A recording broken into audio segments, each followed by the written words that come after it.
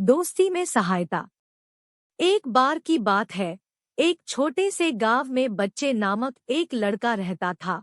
उसकी पाठशाला में दोस्ती हो गई थी एक अन्य छोटे से लड़के के साथ, जिसका नाम राजू था।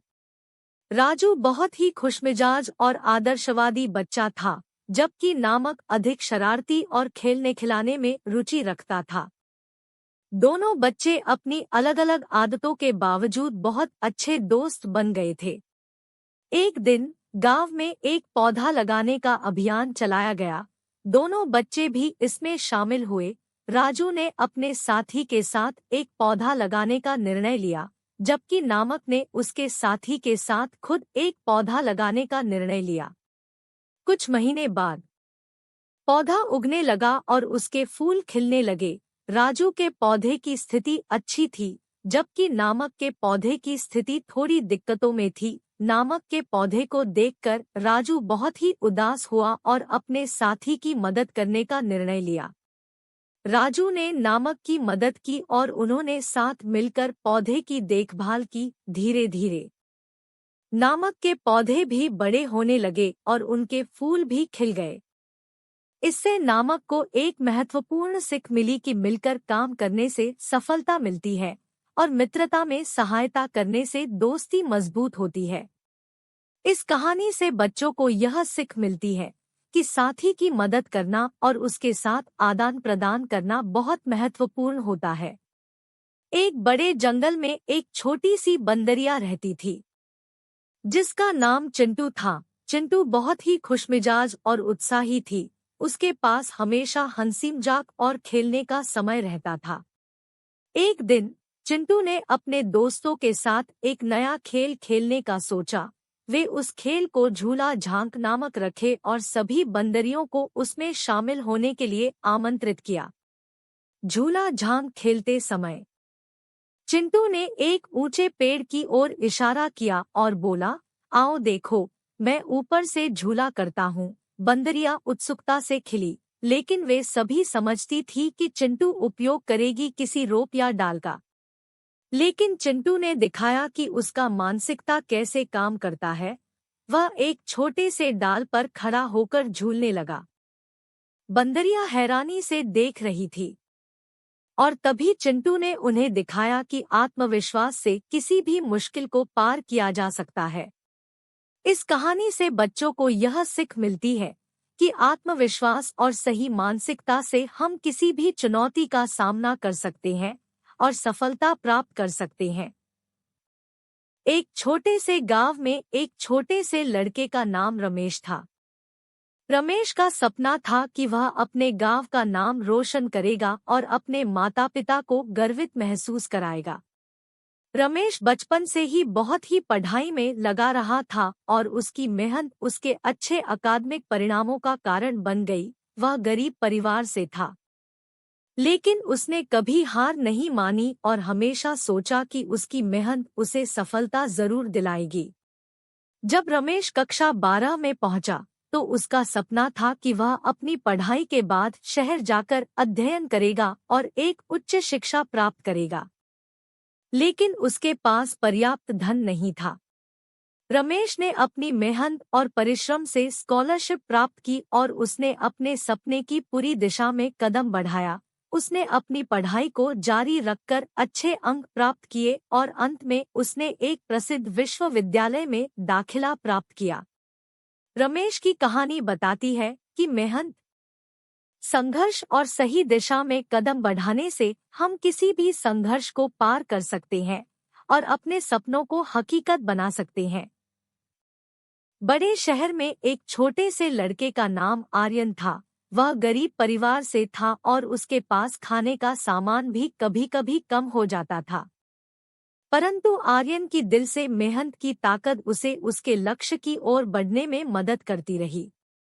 आर्यन की बड़ी मनोबल थी और वह बड़ी सोच रखता था। उसने कभी हार नहीं मानी और हमेशा सोचा कि उसका आज बड़ी सफलता बना सकता है। उसके पास खुद को साबित करने का एक अद्भुत प्रेरणा स्रोत था, वह उसकी माँ थी।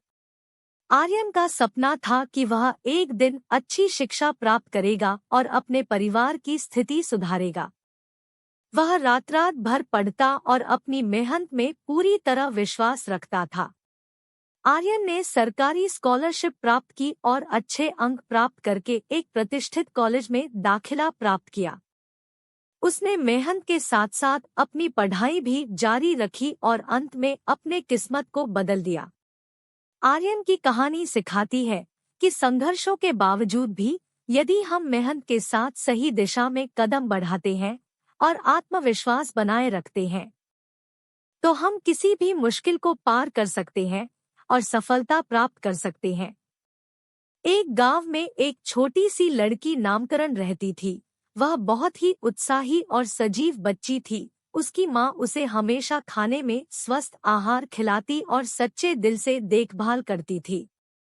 नामकरण के आसपास के जंगल में एक बड़ा पेड़ खड़ा था, जिसकी ऊंचाई लगभग 20 फीट तक थी। एक दिन नामकरण ने उस पेड़ को देखा और सोचा कि वह उस पेड़ पर चढ़कर खिलौने की तरह खेलना चाहेगी। नामकरण ने पेड़ की ओर देखते हुए कई बार प्रयास किया, परंतु उसे पेड़ पर चढ़ने में कोई सफलता नहीं मिली। उसकी माँ ने उसे देखा और समझाया कि वह शायद अभी उतनी बड़ी नहीं है कि पेड़ पर चढ़ सके। नामकरण ने आखिरकार हार नहीं मानी और अपनी माँ से उपयुक्त तरीके से मदद मांगी। उन्होंने एक लकड़ी की कड़ी बनवाई और उसकी मदद से पेड़ पर चढ़ने का प्रयास किया। नामकरण की माँ की मादक सहायता और उसकी मेहनत ने उसे सफलता दिलाई। उसने पेड़ पर चढ़कर खेलने का मजा लिया और उसने सीखा कि अगर हम मेहनत के साथ सही दिशा में कदम बढ़ाते हैं, तो हम किसी भी मुश्किल को पार कर सकते हैं।